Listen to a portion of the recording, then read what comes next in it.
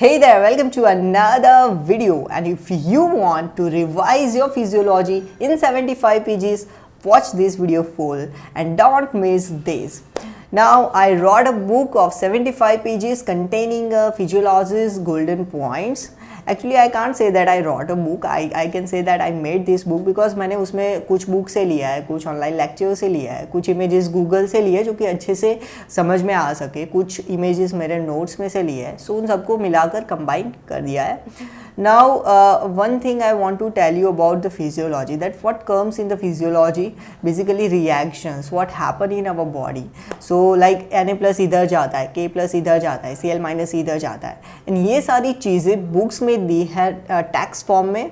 So I converted those text form into the images form so that it can grasp better to you. Now, second thing I want to tell that कि ये जो PDF है उसमें spelling mistake हो सकती है क्योंकि सब कुछ मैंने अपने हाथों से ही बनाया है, फ़ोन में ही बनाया है और फ़ोन से ही ड्रॉ किया है. सो लाइक AND की जगह AMD लिखा है, सिग्नल की जगह सिंगल लिखा है. So please ignore that. Second thing, I am from Gujarat, so मेरे नोट्स में से जो फ़ोटोज़ मैंने लिए हैं वो उसमें थोड़ा बहुत सा गुजराती लिखा है. सो प्लीज़ इग्नोर दैट, तो भी आपको समझ में आ जाएगा. Third thing, this PDF doesn't contain the CNS पे मैं ऑलरेडी एक अलग चीज़ बना रहा हूँ, सो वो भी जल्दी आपको बता दूंगा. एंड फोर्थ थिंग कि अब कहाँ से डाउनलोड करना है, so just go to this website www.medicodarshil.blogspot.com. Again www.medicodarshil.blogspot.com. Link description में भी है, वहाँ जाकर भी आप देख सकते हैं और इंस्टाग्राम के बायो में भी है अगर लिंक आपको नहीं मिलती है तो. आफ्टर ओपनिंग दैट लिंक आपके सामने एक पेज खुलेगा जहाँ पे ऑरेंज टेक्स्ट में लिखा है फिजियोलॉजी सेक्शन. वहाँ पे क्लिक करेंगे तो आपके सामने वो PDF खुल जाएगी और वहाँ पे नीचे डाउनलोड का ऑप्शन है ब्लू कलर पे, तो वहाँ पे आप क्लिक करेंगे तो आपका जो फाइल है वो गूगल ड्राइव में खुल जाएगा. और गूगल ड्राइव में खुलने के बाद वहाँ पे ऊपर 3 डॉट होंगे, वहाँ पे क्लिक करेंगे तो आपको डाउनलोड का ऑप्शन मिल जाएगा. So maximum to maximum people यहाँ से डाउनलोड कीजिए और अगर किसी को चाहिए तो उनको शेयर भी कीजिए. वहाँ पे अपना फीडबैक भी दीजिए, अगर मैंने कोई गलती की है तो वो भी बताए और बुक अच्छी लगी है तो भी बताए और मुझे बताए कि कैसी बनी है ये PDF. एंड लास्ट थिंग कि ये वीडियो को भी शेयर कीजिए, लाइक कीजिए. और ये चीज़ आपको कैसे हेल्प कर सकती है, लाइक अगर आपका एग्ज़ाम है नेक्स्ट डे और आपको एग्ज़ाम के अगले दिन पढ़ना है that how central chemo receptor act, तो आपको पूरा एक पेज पढ़ना पड़ेगा या 2 पेज पढ़ने पड़ेंगे. लेकिन अगर आप जस्ट एक इमेज देख लेंगे तो आपका वो चीज़ रिवाइज हो जाएगा. तो ये चीज़ बस आपको रिवाइज करने में थोड़ा हेल्प कर सकती है, बाकी आपको पढ़ना तो पड़ेगा ही बुक में से. तो ये आपका थोड़ा सा टाइम बचा सकती है. So please download it and don't forget to share your feedbacks. Now अब मैं जस्ट बता देता हूँ द ब्रीफ इंफॉर्मेशन जो कि मैंने इस PDF के थ्रू समझाने की कोशिश की है.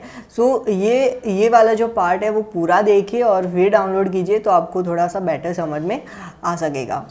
सो फर्स्ट मैं एक ब्रीफ आइडिया दे देता हूँ आपको. First is a cellular physiology, protein in the membrane. एक प्रोटीन होता है जो कि लिपिड बाइलेयर के अंदर से जाता है, दैट्स अ ट्रांस मेम्ब्रेन. दूसरा होता है पेरिफेरल, सरफेस पे होता है lipid anchored protein. Passive transport, उसमें याद क्या रखना है, हाई टू लो कंसंट्रेशन जाता है. Diffusion directly proportional to the solubility, surface area, concentration gradient and inversely proportional to the thickness and size of the molecule. Carrier mediated transport occur through the carrier and example is a glucose and water. Active transport 2 part होते हैं, primary sodium potassium pump, secondary sodium glucose pump. यहाँ पे energy चाहिए हमें जबकि simple diffusion and carrier mediated में energy नहीं चाहिए. फर्स्ट इमेज जो है वो है सोडियम पोटेशियम जो कि एंटीपोर्ट है, सोडियम बाहर जाता है, पोटेशियम अंदर आता है. दूसरा है सोडियम एंड ग्लूकोज सिम्पोर्ट, दोनों ही सेल के अंदर आते हैं. Third one is a Golgi bodies. So Golgi bodies का जो स्ट्रक्चर है वो होता है सीस एंड जो कि प्रोटीन को रिसीव करता है, फंक्शनल एंड रिलीजिंग एंड उसको बोलते हैं ट्रांस एंड जो कि प्रोटीन को रिलीज करता है. लाइसोसोमल फंक्शन, तो सबसे पहले क्या होता है कि H+ जो है वो H+ ATPase से अंदर आता है और H+ जब अंदर आता है तो pH क्या होती है, डिक्रीज होती है. pH डिक्रीज होती है तो एसिडिक मीडियम होता है और फिर सेल का डिस्ट्रक्शन होता है. उसको अदरवाइज बोलता है suicidal bag. cellular junctions, tight junction, adherent, desmosome and gap junction. So gap junction basically heart में present होता है, ये याद रखना है. Now nerve muscle physiology. So nerve muscle physiology के अंदर न्यूरॉन का type. So firstly dendrites, nucleus, cell body, axon, myelin sheath, Schwann cell, node of Ranvier होता है, वो तो सबको आता ही होगा. Now this is a important thing that unipolar neuron कहाँ पे होता है, तो इन्वर्टिब्रेट में होता है. शूडो यूनिपोलर कहाँ पे होता है, वो डोर्सल रूट गैंग्लियन में होता है. Bipolar retina and olfactory area में होता है. And multipolar spinal motor neuron में होता है. नाउ एक्शन पोटेंशियल में जो फर्स्ट थिंग है वो है local potential. Slow Na+ influx के कारण होगा. फिर डीपोलराइजेशन कैसे होगा, सो रैपिड Na+ इन्फ्लक्स के कारण होगा. Repolarization is due to the K+ efflux. And hyperpolarization मतलब पोटेंशियल और भी ज़्यादा डाउनवर्ड चला जाएगा और भी ज़्यादा नेगेटिव चला जाएगा. वो किससे होगा, due to the K+ efflux and Cl- influx. ये याद रखना है.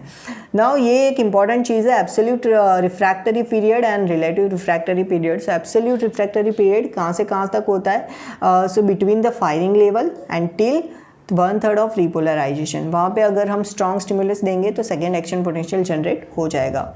And relative refractory period between 1/3 of repolarization and at the end. वहाँ पे जितना भी स्ट्रॉन्ग स्टिमुलस देंगे तो कोई भी एक्शन पोटेंशियल जनरेट नहीं होगा. Now strength duration curve, तो Rho base is equal to minimum strength of the current that require chronic Z is equal to 2x into Rho base. That is the minimum time to response. Most important यहाँ पे होता है chronic Z. Skeletal muscle, तो यहाँ पे पेरीमाइशियम है, एपीमाइशियम है, एंडोमाइशियम है, मसल फाइबर है, फेसिकल है, ब्लड वेसल है. That is a simple thing. Functional unit of this is the sarcomere. 2 protein होते हैं, एक्टिन एंड मायोसिन. अब देखते हैं सार्कोमियर का स्ट्रक्चर. तो वहाँ पे जो रेड लाइन है वो है Z लाइन, ग्रीन लाइन है वो है I band made up of the actin. बीच में जो येलो पार्ट है that is the A band made up of myosin. Blue line is a H band and black line is a M line. Now यहाँ पे 3 protein होते हैं. एक होता है अल्फा एक्टिनिन जो कि अटैच हुआ होता है एक्टिन से. Myomesin that pink colour part attach to the myosin. And that's a titin that attach to the Z line and the M line. Now during the contraction H and I band की जो length है वो decrease होगी, A band unchange रहेगा. Now skeletal muscle protein 4 type के होते हैं. First contraction कौन करवाता है, actin and myosin. Relaxation calcium channel and SERCA pump. Supportive protein कौन से होते हैं, डिस्ट्रोफिन, डास्मिन एंड मसल स्प्रिंग जो कि उसको बोलता है टाइटिन. एंड रेगुलेटरी होता है tropomyosin and troponin C. So here is a structure of troponin C protein. Now regulatory protein देखते हैं. सो एट द रेस्ट जब एक्टिन की ये जो पॉलीमर है उसके नीचे मायोसिन बाइंडिंग साइट है, pink colour is a myosin. और ये जो लाइन है ब्लू कलर का that's a troponin tropomyosin complex. तो एट द रेस्ट ये जो ट्रोपोमायोसिन ट्रोपोनिन कॉम्प्लेक्स है वो मायोसिन बाइंडिंग साइट को कवर करता है, तो मायोसिन उससे बाइंड नहीं हो पाएगा. बट जब कैल्शियम आएगा तो कैल्शियम उस ट्रोपोमायोसिन ट्रोपोनिन कॉम्प्लेक्स को दूर कर देता है और मायोसिन बाइंडिंग साइट से जुड़ जाता है और फिर कॉन्ट्रैक्शन करवाता है. अब excitation contraction coupling. So one thing, excitation contraction coupling में first excitation by alpha motor neuron. So हमारा जो न्यूरॉन होता है उसमें रेस्टिंग मेम्ब्रेन पोटेंशियल कितना होता है, -70. सो फर्स्ट Na+ चैनल से अंदर आएगा तो पोटेंशियल क्या हो जाएगा, -40 होगा. -40 पे वोल्टेड गेटेड कैल्शियम चैनल है वो ओपन होगी और कैल्शियम अंदर आएगा. सेकेंड स्टेप, कैल्शियम अंदर आएगा तो ACH रिलीज होगा. थर्ड स्टेप, ACH रिलीज होगा और फिर वो निकोटिनिक रिसेप्टर पे एक्ट करेगा तो सोडियम इन्फ्लक्स होगा और सोडियम इन्फ्लक्स होगा तो एक्शन पोटेंशियल जनरेट होगा और कॉन्ट्रैक्शन होगा. ना यही चीज़ मैंने यहाँ पे लिख दी है टेक्स्ट फॉर्म में. निकोटिनिक रिसेप्टर ब्लॉक होता है in the myasthenia gravis. Now अब कैल्शियम आता है तो कहाँ से आता है, तो कैल्शियम का सोर्स है intracellular in the sarcoplasmic reticulum. So यहाँ पे आप देख सकते हैं फर्स्ट वन जो मैंने यहाँ पे पॉइंट किया है वो है DHPR डाईहाइड्रोपाइरिडिन रिसेप्टर. वो एक्ट करता है एज अ की. वो ओपन करता है राइनोडिन रिसेप्टर को and through the ryanodine receptor calcium cell के बाहर आता है और फिर मसल कॉन्ट्रैक्शन करवाता है. Now sliding filament theory. So यहाँ पे जो डार्क लाइन है वो है M बैंड, लाइट लाइन है वो है A बैंड और जो ब्लू है वो है myosin head. So at the rest myosin head 45 degree के एंगल पर होगा, लेकिन जब भी ATPase एक्टिव होगा और ADP एंड फॉस्फेट बनेगा तो वो जो हेड है वो 90 डिग्री मूव करेगा. अब थर्ड जो इमेज है वो है जब कैल्शियम आएगा तो मायोसिन कहाँ बाइंड होगा, मायोसिन बाइंडिंग साइट से बाइंड होगा, तो वो वहाँ पे बाइंड हो गया। अब भी एंगल 90 है। अब थोड़ी देर बाद जो एडीपीएन फॉस्फेट है वो रिमूव हो जाएगा, तो वापस से जो एंगल है वो 45 हो जाएगा। और फोर्थ इमेज जो है वो वही इमेज है कि जो एंगल 45 हो गया तो वो एक्टिन का जो फिलामेंट है उसको स्लाइड किया, उसको बोलते हैं sliding filament theory. Now muscle का कॉन्ट्रैक्शन हो गया, अब रिलैक्सेशन कैसे होगा। सो रिलैक्सिंग प्रोटीन मैंने बोला था मसल प्रोटीन में that they are the calcium channel and SERCA pump. So ryanodine receptor से क्या आएगा, कैल्शियम बाहर आएगा, सरका के थ्रू कैल्शियम वापस से सार्कोप्लाज्मिक रेटिकुलम के अंदर चला जाएगा। नाउ इनहिबिशन, तो synaptic inhibition first post synaptic inhibition, क्योंकि जो सेकेंड न्यूरॉन है वो पीछे की तरफ है। लेटरल और प्री साइनेप्टिक इनहिबिशन, यानी कि प्री साइनेप्टिक जो न्यूरॉन है वही दूसरे को इनिबिट करता है। And third one is a Renshaw cell inhibition. So first जो है स्पाइनल कॉर्ड के अंदर अल्फा मोटर न्यूरॉन होते हैं, फर्स्ट पॉइंट, वो अल्फा मोटर न्यूरॉन रैंसो सेल को एक्टिवेट करते हैं। और रैंसो सेल के अंदर जो होता है वो ग्लाइसिन इनहिबिटरी है, तो ग्लाइसिन वापस से जो थर्ड पॉइंट है वो स्पाइनल कॉर्ड के अंदर जाके उसको इनिबिट करता है। That's the Renshaw cell inhibition. Now respiratory system, so in the respiratory system 23 generations होते हैं, उसमें जो फर्स्ट 16 जनरेशन होते हैं वो यूजलेस होते हैं, कोई काम के नहीं होते, वहाँ पे डेड एयर होती है, यानी उसको बोलते हैं डेड स्पेस। लास्ट 7 जनरेशन होते हैं, वहाँ पे ही सिर्फ एक्सचेंज होता है, तो वो यूजफुल होता है। फंक्शन ऑफ सरफेक्टेंट, तो ये येलो कलर का अल्वेओलाई है और उसके अंदर वाटर लाइनिंग होगी जो कि एक्सर्ट करेगी surface tension on inward side, so collapse होने के चांसेस है। लेकिन अब सरफेक्टेंट क्या करेगा, वो सरफेस टेंशन को डिक्रीज कर देगा ताकि अल्वेओलाई कोलैप्स ना हो। प्रेशर चेंजेस, सो 3 प्रेशर होते हैं। फर्स्ट जो कि एट द प्लूरल लेवल पे होता है वो इंट्रा प्लूरल प्रेशर, वो ऑलवेज नेगेटिव होता है और उसका वैल्यू है -2.5 mmHg। Now when that intrapleural pressure become positive कब होता है, जब भी फोर्सफुल एक्सपायरेशन करते हैं तब। अब वो नेगेटिव क्यों है, क्योंकि इंट्राप्लूरल प्रेशर यानी कि वो at the level of pleura पे है।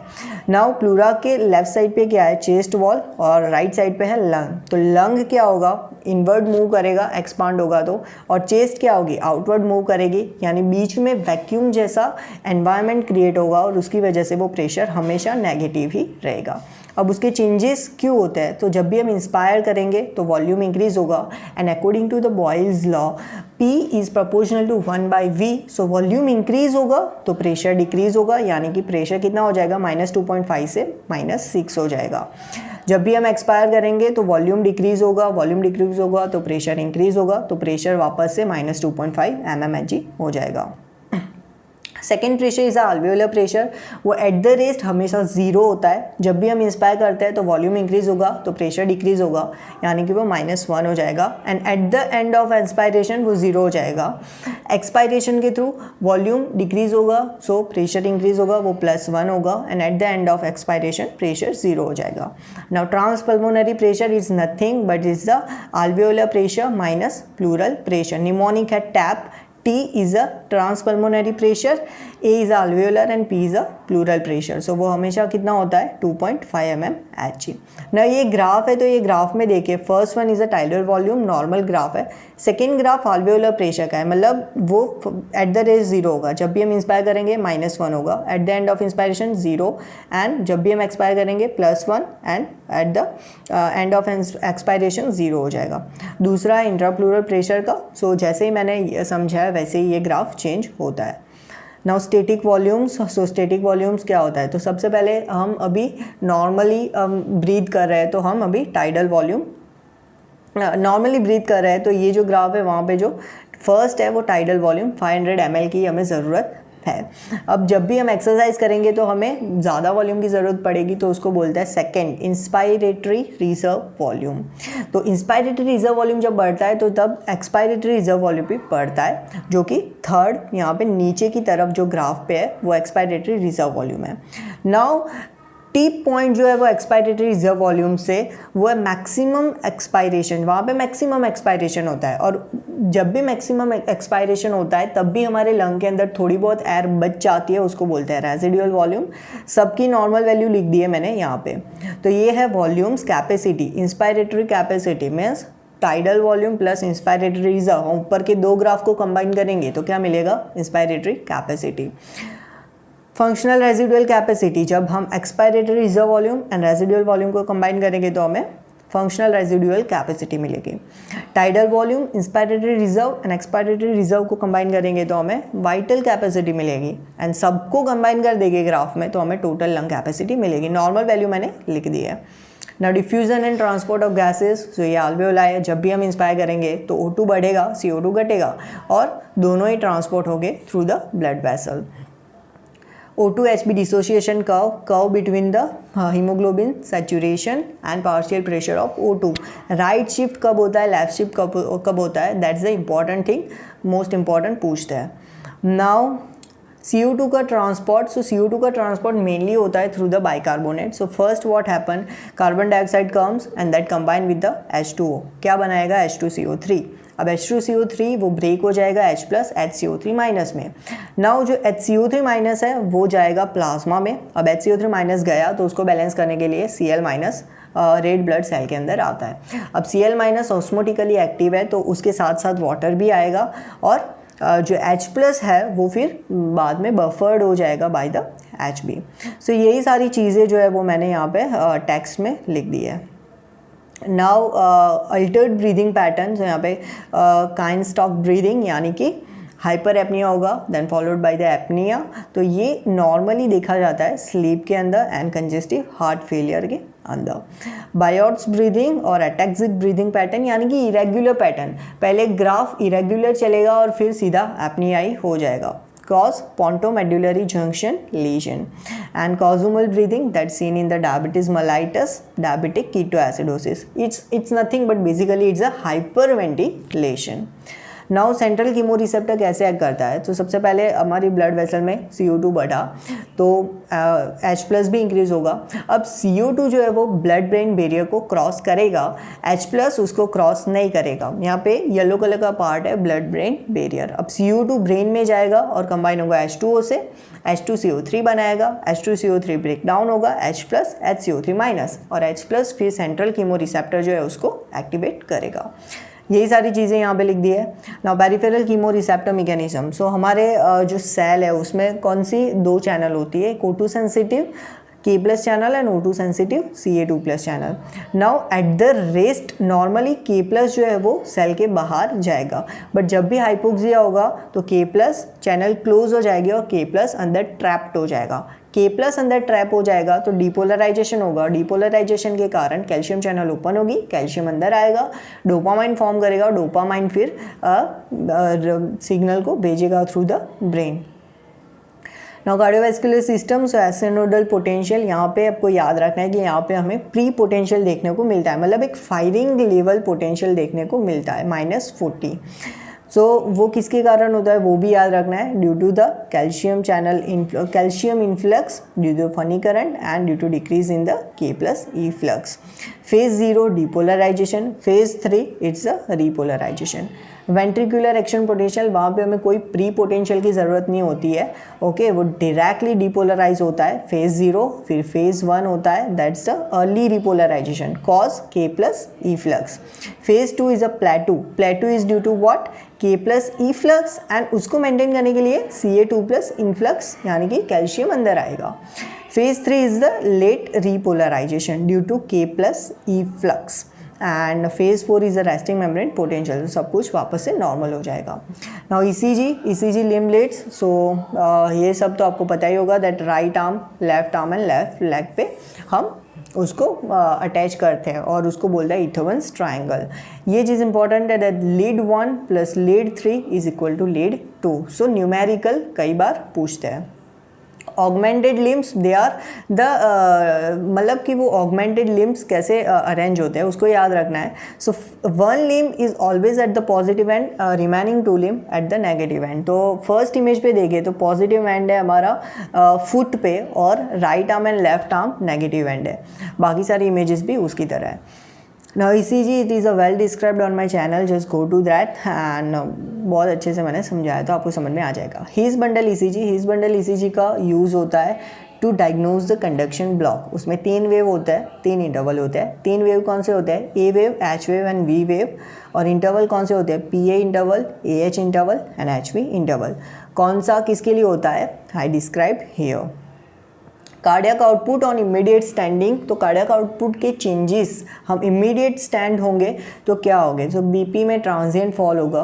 Venus return is decrease due to what? Venous pooling. Cardiac output is also decrease.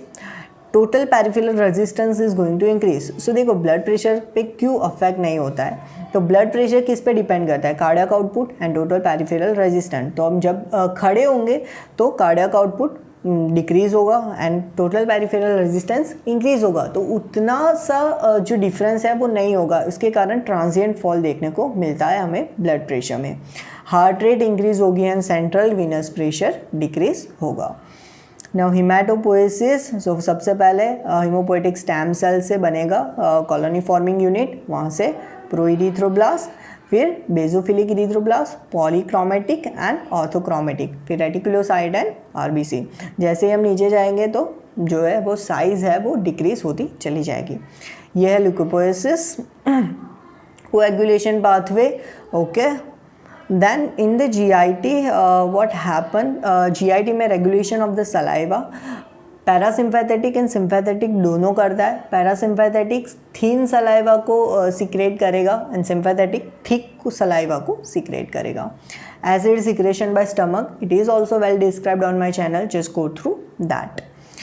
Now intestinal glucose absorption, so lumen red is a blood vessel and yellow one is the cell. So सबसे पहले glucose and sodium inside the cell आएंगे through the SGLT1 transporter, और blood vessel में जाएगा glucose through the SGLT2 transporter. Now protein absorption, so just see, मैंने यहाँ पे note किया है 1 डाइपेप्टाइड एंड ट्राइपेप्टाइड जो कि है वो PEPT चैनल के थ्रू अंदर आएंगे सेल के अंदर और वो उसके साथ साथ H+ भी सेल के अंदर आएगा। अब H+ जो है वो सेकेंड पॉइंट यहाँ पे मैंने लिखा है, H+ Na+H+ एक्सचेंजर से बाहर जाएगा और उसको मेंटेन करने के लिए Na+ अंदर आएगा। अब जो प्रोटीन है वो प्रोटीन का ब्रेकडाउन होगा, एमिनो एसिड बनेगा और amino acid basolateral amino acid transporter है, वहाँ से ब्लड वेसल में चला जाएगा। सो ये सब मैंने यहाँ पे नीचे लिख दिया है। Ion absorption, so just go through this image 1 2 3 4 5 that points आपको समझ में आ जाएगा और नीचे मैंने डिस्क्राइब कर दिया है।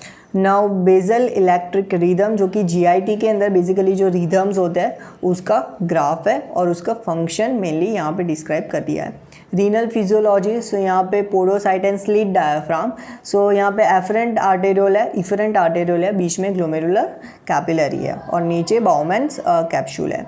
सो क्या होगा, पोडोसाइट जो है उसके फूड प्रोसेसेस होते हैं और 2 पोडोसाइट के फूड प्रोसेसेस मीट होते हैं एक जगह पे और वहाँ पे एक छोटा सा गैप रहता है, उसको स्लिट डायफ्राम बोलता है। Filtration forces, okay. Then water transport through the PCT, so PCT में वाटर ट्रांसपोर्ट जो होगा वो कोई हार्मोन के अंडर कंट्रोल में नहीं होगा। क्या होगा, जब भी यूरिन में से सोडियम PCT के अंदर आएगा तो वो वाटर को भी लाएगा because of the osmosis. So water comes inside the PCT cell due to only and only osmosis. Now glucose resorption in the PCT, so absorption occur by the sodium glucose transporter co-transporter 2 SGLT के through urine में से glucose अंदर आएगा और sodium भी अंदर आएगा। Active transport में मैंने बताया था that it's a glucose and sodium channel. Now counter current mechanism, so just look at this, यहाँ पे DLOH लिखा है वो है डिसेंडिंग लूप ऑफ हैनले और थिक ALOH लिखा है वो है असेंडिंग लूप ऑफ हैनले। सबसे पहले क्या होगा कि हमारा जो यूरिन होगा उसकी जो ऑस्मोलारिटी होगी वो 300 मॉस्मोल होगी। अब जो डिसेंडिंग लूप ऑफ हैनले है वो परमिएबल होता है to only water and impermeable होता है to the solute. So water जो है वो एक्वापोरिन 1 से बाहर आएगा। अब वाटर बाहर आएगा तो सोडियम अंदर है, वहाँ पे क्या होगा और भी कंसनट्रेटेड होगा तो जो उसका जो वैल्यू है वो क्या हो जाएगा 600। नीचे जाएगा और भी कंसनट्रेटेड होगा 900 एंड 1200 हो जाएगा। अब जब वो थिक असेंडिंग लूप में आएगा तो क्या होगा, थिक असेंडिंग लूप क्या है, वाटर का इम्परमिएबल है लेकिन परमिएबल है to the sodium, so sodium बाहर जाएगा, ओके, और वाटर सोडियम बाहर जाएगा और वाटर क्या बढ़ेगा, फिर बढ़ेगा तो जो कंसंट्रेशन है वो डिक्रीज होगा और कितना हो जाएगा 900, 600 and 300, okay, so it is the basic counter current mechanism, counter current multiplier. Now distal convoluted tubule में क्या होता है, तो सोडियम एंड कैल्शियम का रिसॉर्प्शन होता है। कैसे होता है, तो सबसे पहले Na+ एंड Cl- को ट्रांसपोर्टर से यूरिन में से sodium and Cl- come inside the TCT cell, okay, and through the TrVP5 calcium also comes inside the cell. अब जो कैल्शियम आया वो सीधा ही चला जाएगा ब्लड वेसल में, उस चार्ज को मेंटेन करने के लिए सोडियम कैल्शियम एक्सचेंजर से सोडियम DCT सेल में आएगा और इस तरह रिसॉर्प्शन होगा। यही मैंने यहाँ पे डिस्क्राइब कर दिया है। नाउ रास mechanism, okay, RAS, so liver secrete the angiotensinogen, वो एंजियोटेंसिनोजन रेनिन के थ्रू एंजियोटेंसिन 1 में कन्वर्ट होगा, एंजियोटेंसिन 1 वो एंजियोटेंसिन 2 में कन्वर्ट होगा through the ACE enzyme, and angiotensin 2 की जो वेरियस इफेक्ट है वेरियस ऑर्गन पे वो मैंने यहाँ पे लिख दिया है। ना अल्डोस्टेरॉन एक्शंस, अल्डोस्टेरॉन क्या करता है, basically sodium and water retention यानी कि resorption, okay, so what happen, जब भी अल्डोस्टेरॉन आएगा वो MR रिसेप्टर से बाइंड होगा मिनरलोकॉर्टिकॉइड रिसेप्टर। मिनरलोकॉर्टिकॉइड रिसेप्टर क्या करेगा, सोडियम चैनल को एक्टिवेट करेगा, ओके, तो सोडियम अंदर आएगा और K+ चैनल जो है वो सोडियम चैनल को एक्टिवेट करेगा तो सोडियम अंदर आएगा और due to the osmosis water भी अंदर आएगा। नाउ K+ ROM के चैनल के थ्रू K+ बाहर जाएगा, तो सोडियम का और वाटर का रिजॉर्प्शन किया, K+ को सिक्रीट किया। वासोप्रेसिन एक्शन, तो mainly it concern with H2O resorption. So what happen, blood vessel में से ADH जो है वो पी सेल के अंदर नहीं आ सकता क्योंकि that's a protein hormone and that can't cross the membrane, so वो V2 रिसेप्टर पे एक्ट करेगा। अब V2 receptor is a G protein couple receptor, वो साइक्लिक AMP को बढ़ाएगा। साइक्लिक AMP एक्वापोरिन की एक्टिविटी को बढ़ाएगा। कौन सा एक्वापोरिन, एक्वापोरिन 2। अब एक्वापोरिन 2 की एक्टिविटी बढ़ेगी तो वाटर यूरिन में से पी सेल के अंदर आ जाएगा और इस तरह उसका रिसॉर्प्शन होगा। Now generation of new bicarbonate, just यहाँ पे जो नंबर है 1 2 3 4 5 उसके हिसाब से बाइकार्बोनेट का न्यू जनरेशन होता है and it's a buffer mechanism. Now endocrine physiology, pituitary gland basically hypothalamus releasing factor के थ्रू पिट्यूटरी को एक्टिवेट करता है और वो फिर एंडोक्राइन ग्लैंड के थ्रू हार्मोन को रिलीज करवाती है। हार्मोन क्या करता है, नेगेटिव फीडबैक के थ्रू उसका सिक्रेशन बंद भी करवा सकता है अगर एक्सेस सिक्रेशन हो गया तो। Okay, now that's the basic mechanism. Now synthesis of T3 and T4. So what happen in that? First from blood vessel I- comes inside the follicular cell through the sodium and I sympater. तो sodium भी अंदर आएगा। अब सीधा I- जो है वो बाहर चला जाएगा और उसका चार्ज को बैलेंस करने के लिए Cl- अंदर आएगा यानी कि I- Cl- एक्सचेंज। अब जो I- है वो ऑक्सीडाइज हो जाएगा थ्रू द थायराइड पेरोक्सीडेज और फिर कपलिंग रिएक्शन होगा, बनेगा MIT and MIT plus DIT combine होगा तो T3 बनेगा and if we combine the DIT plus MIT reverse T3 मिलेगा एंड DIT कंबाइन होने के बाद T4 मिलेगा। सो यही सारी चीज़ें मैंने यहाँ पे लिख दी है। नाउ इंसुलिन रिलीज मैकेनिज्म, सो इंसुलिन कब आता है, जब ग्लूकोज बढ़ जाता है तो जब भी ग्लूकोज बढ़ेगा GLUT2 के थ्रू ग्लूकोज सेल के अंदर आएगा। अब ग्लूकोज जो है वो कन्वर्ट होगा ग्लूकोज 6 फॉस्फेट में तो एनर्जी प्रोड्यूस होगी, ATP प्रोड्यूस होगी। अब जो ATP है वो कैल्शियम चैनल K+ चैनल को क्लोज कर देता है और K+ फिर बाहर नहीं जा पाएगा, K+ अंदर बढ़ जाएगा और डिपोलराइजेशन होगा। Through the depolarisation calcium channel activate होगा, कैल्शियम आएगा और वो एक्सोसाइटोसिस के थ्रू इंसुलिन को रिलीज करवाएगा। नाउ रिप्रोडक्टिव सिस्टम, तो male it's a puberty, spermatogenesis, okay, basically duration कितना होता है 74 days. Spermiation and spermiogenesis is the important point. Now male sexual act, what happened first, erection, then what happened, ejaculation, and what happened then normal phase, फिर normal सब कुछ हो जाएगा, that called the resolution. So यही उसका graph है। In the female, follicular changes and the uterine changes of the in the female and your menstrual cycle. So that is today's video and ये सारा जो प्रीवियसली मैंने समझा है वो ब्रीफली समझा है, उतना डीप नहीं समझा है. Just look at that PDF and revise your thing wisely and save your time and just download this PDF and share your feedback. Thank you so much for watching this video.